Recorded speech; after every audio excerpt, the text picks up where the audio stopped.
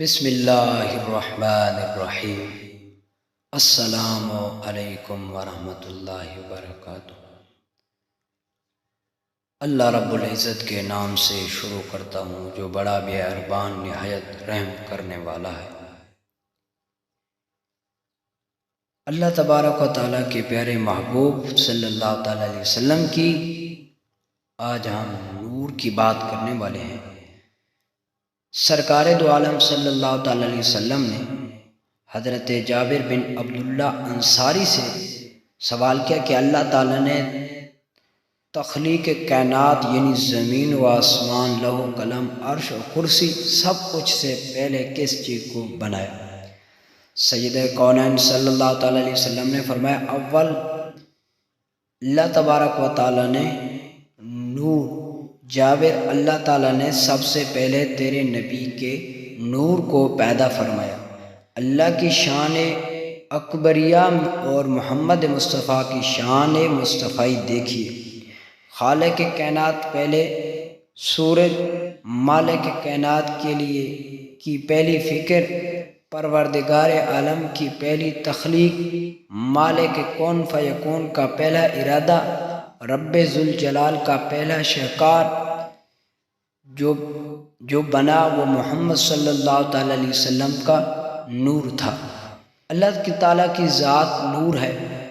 کسی چیز کے پیدا کرنے سے پہلے اس نے اپنے محبوب علیہ الصلوۃ والسلام کا نور بنایا۔ معلوم ہوا کہ جب کبھی بھی کچھ بھی نہ تھا تو اس وقت نور خدا تھا یا نور مصطفیٰ تھا۔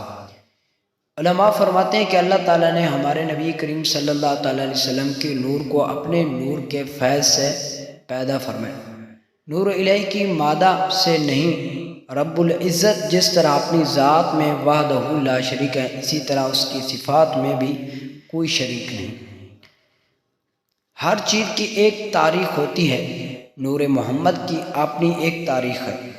امام زین العابدین سے روایت ہے کہ وہ اپنے والد حضرت امام حسین اور وہ اپنے والد محترم حضرت علی المرتضیٰ کے حوالے سے نقل کرتی ہیں کہ حضور علیہ الصلوۃ والسلام نے فرمایا کہ میں آدم علیہ السلام کے پیدا ہونے سے 14,000 برس پہلے اپنے پروردگار عالم کے ہاں ایک نور تھا۔ وہ کہتے ہیں کہ میں نے امام محمد باقر سے پوچھا کہ رسول صلی اللہ علیہ وسلم کو تمام انبیاء سے تقدم اور فضیلت کیسے حاصل ہو؟ حالانکہ عالم مشتاق میں اللہ تعالیٰ نے جب بلا امتیاز سب انسانوں کو عالم ارواح میں جمع کر کے اپنی ذات کے حوالے سے اقرار لیا تھا، اللہ تبارک و تعالیٰ نے فرمایا تھا کیا میں تمہارا رب نہیں؟ جواب میں ان لوگوں نے ہم نے کہا تھا کہ بے شک تو ہمارا رب ہے۔ اور اقرار اول کا شرف جناب محمد مصطفیٰ صلی اللہ تعالیٰ علیہ وسلم نے حاصل کیا تھا، اس لیے آپ صلی اللہ علیہ وسلم کو سب انبیاء پر فوقیت، اولیت اور فضیلت حاصل ہو گئی۔ اگرچہ آپ صلی اللہ علیہ وسلم مبعوث آخر میں ہوئے، خالق کائنات نے جب آدم کو پیدا کیا تو اپنے محبوب کی نور کو پشت آدم میں بطور ودیعت رکھا۔ آدم کی پیشانی نور محمد کی سفناشانی سے اس طرح نمایاں ہوئی جیسے اندھیری رات چاند سے روشن ہو جاتی ہے۔ جب وہ نور حضرت حوا کے رحم میں منتقل ہو گیا اس وقت پیشانی آدم کی انور راحت حضرت حما کی پیشانی میں منتقل ہو گیا۔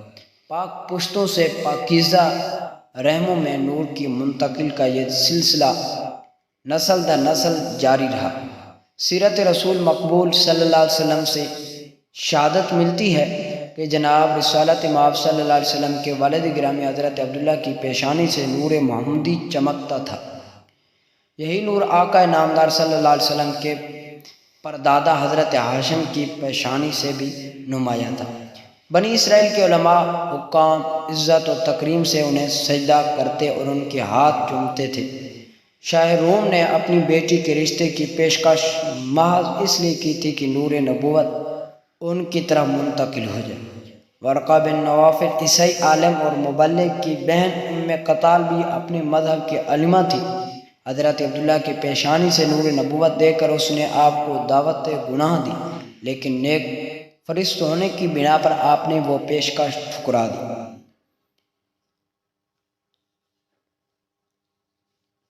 ایک روایت میں ہے کہ حضرت کے مطابق حضور علیہ السلام کے والد جب نکاح کے لیے جا رہے تھے تو ایک یہودی خاتون نے، فاطمہ نے، جو تورات اور انجیل کی عالمہ تھی، اس نے 100 اونٹ کا لالچ دے کر آپ کو آمادہ کیا، گناہ کرنا چاہا، لیکن حضرت عبداللہ نے اسے بھی مایوس کیا۔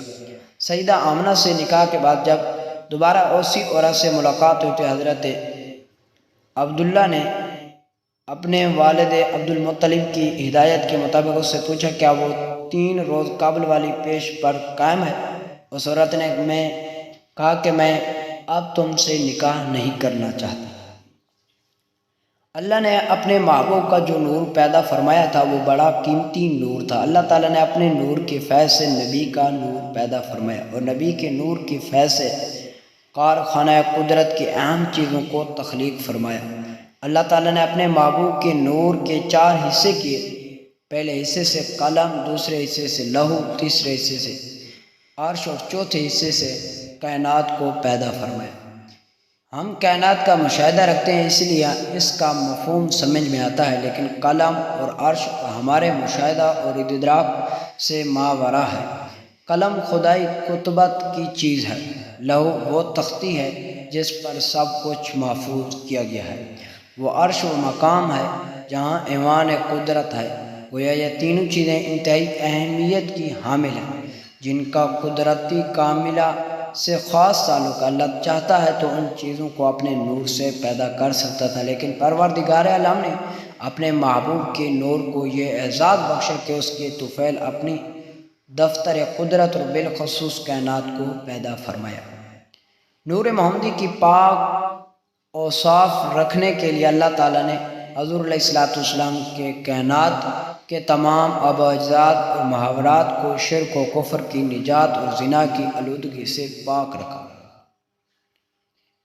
ابن مردویہ کی روایت کے مطابق اللہ تبارک و تعالیٰ کے محبوب علیہ السلام نے فرمایا میں باعتبار حسب نسب کے تم سب سے افضل اور بہتر ہوں۔ میرے آبا میں آدم سے لے کر اب تک کہیں زنا نہیں، سب کا نکاح ہے۔ یہ سارا نور محمدی صلی اللہ علیہ وسلم کا کمال تھا۔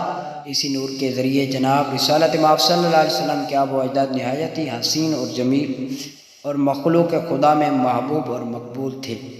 اللہ تعالیٰ نے جس نور کو سب سے پہلے تخلیق فرمایا اس کی غیر معمولی اہمیت اور فضیلت کا اندازہ انبیاء کو دیے گئے درجات اور کمالات سے بھی لگایا جا سکتا ہے۔ ایک روایت میں آتا ہے کہ عالم ارواح میں تمام نبیوں کے روحوں پر ایک نور سایہ کیا تھا۔ انبیاء نے اللہ تعالیٰ سے سوال کیا اے الہی یہ کیسا نور ہے؟ پروردگار عالم نے تمام نبیوں کی روحوں سے مخاطب ہو کر فرمایا یہ میرے محبوب محمد مصطفیٰ کی نور کا سایہ ہے جن کے صدقے دنیا میں تمہیں نبوت، رسالت، کتاب، حکمت، شریعت اور معجزات عطا کیے جائیں گے۔ عالم ارواح میں اللہ تعالیٰ نے تمام انبیاء کی روحوں سے وہ وعدہ عہد لیا تھا جو خدا تعالیٰ نے اول آیت میں ذکر ہے جب ان تمام پیغمبروں کی روحوں نے امام الانبیاء صلی اللہ تعالیٰ علیہ وسلم کی نبوت اور رسالت پر ایمان لانے اور نصرت کرنے کا عہد کر لیا تھا تو انہیں نور محمدی کے فیض سے ان روحوں میں یہ قبولیت اور فضیلت پیدا ہوگی کہ وہ اپنے اپنے دور میں منصب نبوت پر فیض ہوں۔ ان کے ذریعے معجزات کا ظہور ہوا اور وہ دنیا میں درجات اور کمالات اور سربلندی اور سرفرازی حاصل کریں۔ نور محمدی کی طفیل آدم کو مسجود ملائکہ بنے، اس نور کے صدقے ان کی توبہ قبول ہوئی۔ اس نور کے ذریعے ابراہیم پر آتش نمرود گلزار ہوئی۔ اسی نور کی برکت اسماعیل سلامت رہے۔ اسی نور کی معرفت نوح کی کشتی غرق کے طوفان سے محفوظ رہی۔ اسی نور کی تسلسل سے سابقہ انبیاء پر اللہ تعالیٰ کی عنایات، نوازشات اور اکرام اور انعامات کا معاملہ ہوا۔ جب سرکار دو عالم صلی اللہ علیہ وسلم تبوک سے واپس آئے تو حضرت عباس نے آپ صلی اللہ علیہ وسلم کی اجازت اور رضامندی سے جب رسول صلی اللہ علیہ وسلم کے مدح میں چند اشعار کی ہے۔ ترجمہ: زمین پر آنے سے پہلے آپ جنت کے سایہ میں خوشحال تھے، نیز ودیعت گاہ میں جہاں جنت کے پتے اوپر نیچے جھڑے جاتے تھے۔ پھر آپ نے بلاد زمین کی طرح بواسطہ آدم نزول فرمایا۔ پہلے کا آپ بصورت بشریت میں آئے تھے، نہ منغا نہ علقہ اور خون بستہ تھے، بلکہ اپنے بزرگوں کی پشت میں پانی کا مادہ تھے کہ وہ کشتی نوح میں سوار تھا۔ بہلے کا طوفان عرق نصر بت اور اس کے پوجنے والے تک پہنچ چکا تھا۔ وہی مادہ ایک پشت سے دوسرے رحم تک منتقل ہوتا چلا گیا۔ جب ایک طرح عالم کا گزر جاتا تو دوسرا سب کا شروع ہو جاتا، حتیٰ کہ آپ نے ابراہیم خلیل اللہ کی آگ میں ورد فرمایا، چنانچہ آپ ان کی پشت میں قائم تھے، وہ کیسے جلتے۔ یہاں تک کہ آپ صلی اللہ علیہ وسلم کا اشرف و اعلیٰ خاندان جو اولاد خندق میں سے ہے، ایک بلند چوٹی پر جاگزین ہوا جس کی تحت میں وہ ہلکے خاندان تھے، اور آپ جب پیدا ہوئے تو زمین روشن ہو گئی اور آپ کے نور سے تمام آفاق عالم درخشان ہو گئے۔ بس ہم اس ضیاء اور نور ہدایت کی راستوں پر چل کر انہیں قطع کر رہے ہیں، طے کر رہے ہیں، اور اللہ تعالیٰ کے ورد ہوں اس نور پر کہ جس سے تمام نور ظہور پذیر ہوئے۔ اس کی محبت سے زمین ساکن اور آسمان اس کے عشق میں شدائی ہے۔ اس میں محمد احمد محمود سے خالق نے ان کی صفت بیان کی ہے۔ کائنات کی ہر شے کی موجود میں آنے کا باعث وہی ہیں، اور آنکھوں کو ان سے ہی روشنی حاصل ہوئی۔ اگر آدم علیہ السلام کی توبہ کی قبولیت کے لیے اس میں محمد کو شفیع نہ بناتے تو ان کی توبہ قبول نہ ہوتی، ورنہ حضرت نوح علیہ السلام کو طوفان غرق سے نجات نہ ملتی۔ اس طرح نہ حضرت ایوب علیہ السلام کو بیماری سے صحت اور راحت حاصل ہوتی، نہ یوسف علیہ السلام کو حشمت اور اقتدار ملتا، نہ عیسیٰ علیہ السلام کو پھونک مار کر مردوں کو زندہ کرنے کا معجزہ ملتا، اور نہ موسیٰ علیہ السلام کو یدا بیدا کا معجزہ حاصل ہوتا۔ یہ ساری چیزیں حاصل ہوئی محبوب کے نور کی برکت سے۔ جس طرح اللہ تعالیٰ نے سب سے پہلے نور محمدی صلی اللہ علیہ وسلم کو تخلیق فرمایا، اسی طرح نبوت محمدی صلی اللہ علیہ وسلم کا نمبر بھی پہلا رکھا گیا۔ اور ایک روز صحابہ کرام نے حضور علیہ السلام سے پوچھا کہ آپ کی نبوت کب ثابت ہوئی؟ فرمایا، جب آدم ابھی روح اور جسم کے درمیانی حالت میں تھے، میں اس وقت بھی نبی تھا۔ ایک اور حدیث مبارکہ سے معلوم ہوتا ہے کہ سرکار دو عالم صلی اللہ علیہ وسلم اس وقت صرف نبی ہی نہیں، خاتم النبیین تھے۔ حضرت نبی کریم صلی اللہ علیہ وسلم کی روایت ہے کہ حضور علیہ السلام ارشاد فرماتے ہیں کہ میں خدا کے نزدیک اس وقت خاتم النبیین مقرر ہو چکا تھا جب آدم علیہ السلام ابھی مٹی اور پانی کے گہرے کی شکل میں تھے۔ اور ایک حدیث میں جناب رسالت مآب صلی اللہ علیہ وسلم نے فرمایا، مجھے سب سے پہلے تخلیق کیا گیا اور سب کے بعد مبعوث کیا گیا۔